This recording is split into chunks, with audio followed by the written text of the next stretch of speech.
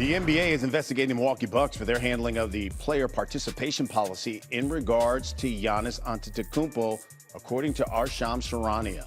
Giannis and the Bucks have said different things about the two-time MVP's health since he hyperextended that left knee back on March 15th. The Bucks have not medically cleared him. Giannis says he's ready to play.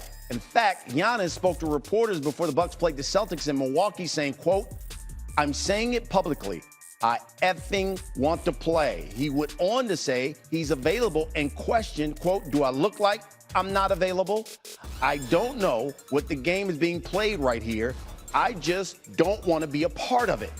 Giannis said the Bucks should know that when he's healthy, he wants to play, considering he spent his entire career in Milwaukee. He said, quote, "You know who you're dealing with. For somebody to come and tell me not to play or compete, it's like a slap in my face," end quote. I don't know where the relationship goes from there. We've got to go to couples therapy. Giannis also talked about his desire to play with Alex, his younger brother, making his NBA debut on Sunday, saying, quote, "You really think I don't want to suit up and play with my brother?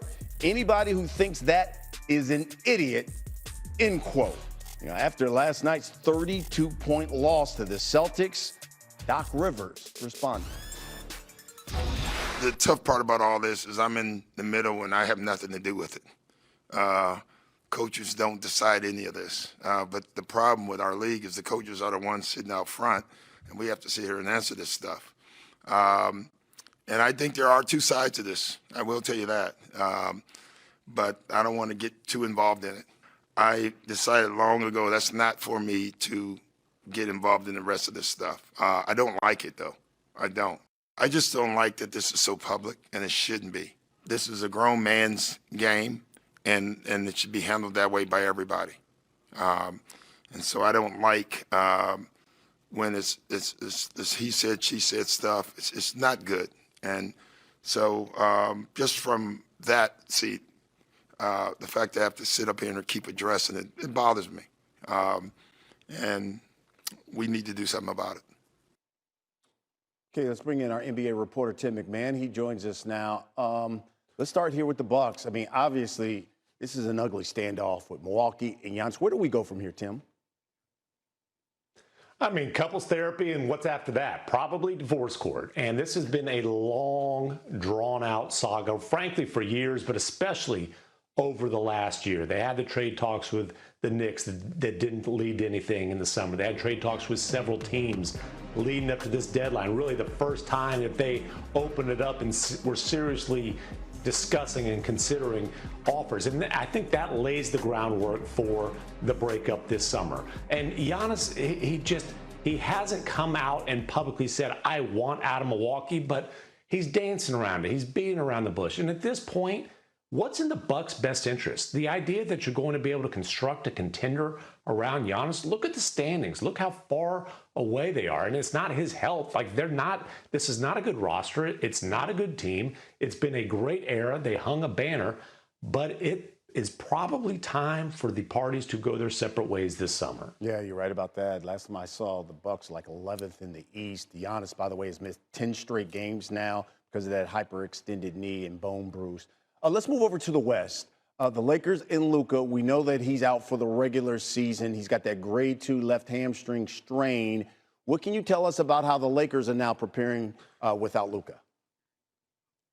Well, and they have to be prepared to play playoff games, maybe even a full playoff series without Luka. Grade 2 hamstring strain, the typical timeline to recover from that is 4 to 6 weeks. Remember, this is the second time that he's strained that hamstring this season. So, obviously there's real concern around that. Now, they are 7-6 without Luka this season. Austin Reeves, early this season when Luka was out, really showed that he can be a star as the primary option, at least in short bursts. And, the time for LeBron to be that less is more third option, well, that's not a luxury that they have.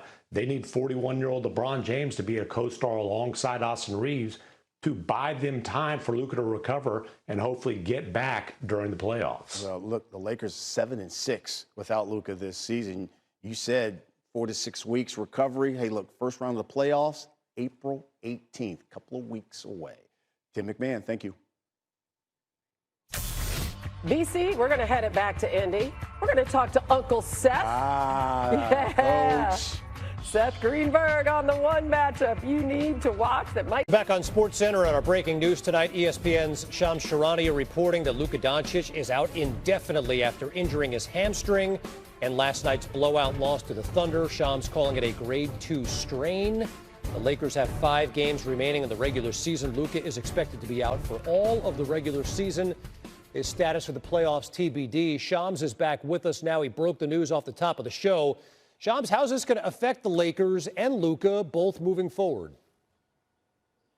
Kev, this is devastating for both the Lakers and Luka. He's out for the rest of the regular season, but I'm told he will be out indefinitely into the playoffs as well. This is a grade 2 left hamstring strain. And so for a player of Luka Doncic's caliber, the burst that he needs, how he moves, this is obviously not the best outcome here today for the Lakers. A grade 2 hamstring typically carries somewhere between a 4 to 6 week timetable, so it's uncertain how much time he'll miss after the regular season. For the Lakers, their playoff seeding is now going to be up in the air as well, because going into the final week plus of the regular season, they have a 1-game lead with the third slot in the Western Conference. And for Luka Doncic, the likelihood of him being sidelined to start the playoffs is devastating, crushing for him, but it also puts him in a position where he could be ineligible for postseason awards like MVP and All-NBA team due to the 65-game rule. And his agent, Bill Duffy of WME Basketball, told me today that Luka Doncic and Duffy will be applying for the Extraordinary Circumstances Challenge for the 2 games that he missed due to the birth of a child in Slovenia in December. So he's had arguably the best season of his career. That is now cut short right before the start of the playoffs. He is out indefinitely. Player of the month in the West for the month of March, and massive news in L.A. That's Shams Charania with the very latest here on SportsCenter. And to underscore what Shams was talking about, 13 games missed for Luka this season. L.A. 43-21 when he's in the lineup, 7-6 when he is not in the lineup. L.A. returns to action Sunday. Breaking news out of the NBA, where Lakers star Luka Doncic will miss the remainder of the regular season with a strained left hamstring. He suffered that injury during Thursday night's loss to the Thunder. The NBA playoffs begin on April 18th, and it's still unknown whether he'll be ready to return for the postseason. Doncic finishes the year averaging a league-leading 33.5 points per game. The Lakers enter tonight's slate in 3rd place in the Western Conference with 5 games left to go in the regular season. And we welcome in John Henson for some immediate reaction. John, tough blow for the Lakers, obviously. What's your initial reaction to this news? Well, you obviously got one of the best players, MVP candidate, a guy that essentially put his team on his back and carried him to a top 4 seed in the playoffs. This is massive because without Luka, this Lakers team has to play different. They are different. Now you slot LeBron as, I guess, the number 2 guy and Reeves as a number 1. And we've seen how that works. Yes, it works for a little bit, but not at a high enough level to win playoff games and championships. I mean, John, this is a team that was really leaning on Luka. Not a great team defensively. They kind of needed to outscore the other teams once they get to the playoffs. Let's talk about the playoffs, though, John, because, you know, obviously they're making the playoffs. They're in the 3rd spot right now. They could fall to 4 potentially, probably not 5. We see the standings here. How does this affect their playoff hopes? Well, you know, they'll have home court advantage, but unfortunately, they're going to have to see the Thunder or the Spurs, probably the Thunder early. I think they'll drop a spot, and we saw how that went last night. And just to kind of go with, there's a metric called gravity, right? Luka is top 3 in gravity, which means everyone around him kind of gravitates towards him on the defensive side of the ball, which leaves his guys open. There's a reason that Austin Reeves is about to get paid $200 million. If you look at all the guys in Dallas, P.J. Washington, Daniel Gafford, those guys all got paid. He gets guys paid. He makes guys better. It's going to be tough for the Lakers. Hopefully they can get it back for the 2nd round, which I think is more feasible than the 1st.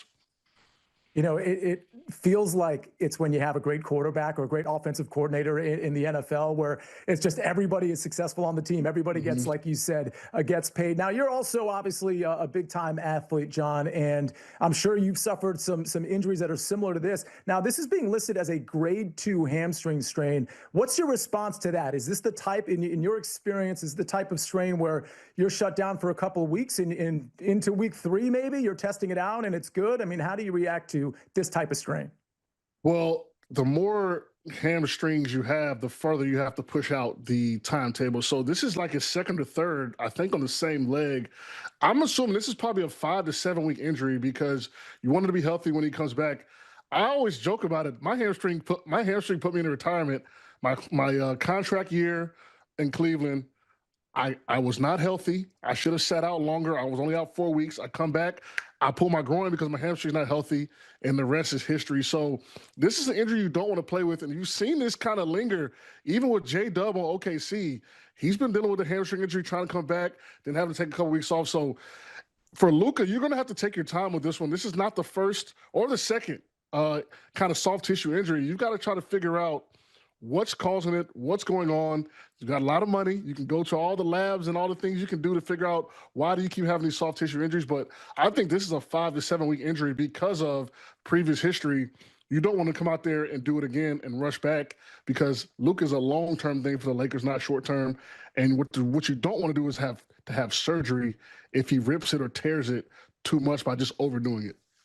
I hate to speculate, and this is just me wildly speculating, but last night when we saw the injury, and you know when you look on a player's face and you can tell that it doesn't look like it's a 1 or 2 week injury, that was the feeling I thought Luka was conveying with just being so crushed. Now let's talk about LeBron, because he has been, over the last few weeks, the third option for this team behind, of course, Luka and Austin Reeves. Do we think we see LeBron settle back into the #1 role with Luka out? I'm assuming you're going to have to definitely build around him being the #1 guy and let everybody play off him. Obviously, Reeves is a great #2. They might be 1A and 1B for this Lakers team because there isn't really a 2 or 3 guy on that team. So I'd be interested to see what happens. Now, LeBron is still LeBron, but he's 41 years old. Obviously, he can't be father time, and he's a really good player, but to carry a top seed into the playoffs is a tall task. Even though all the great things he's done for the sport and for the game, it's a lot to ask for LeBron James at this point in his career. John Henson, thank you very much for that instant reaction to the Luka Doncic news. We'll take another look at the Western Conference playoff picture. Thunder and Spurs at the top, but the Lakers in that 3 spot, Nuggets at 4. Those two very close together, only 1 game apart. And then we've got the Rockets and T-Wolves. We see who's in the play-in, at least as of now, the Suns, Blazers, Clippers, and Warriors. Lakers trying to hold on to that 3rd spot and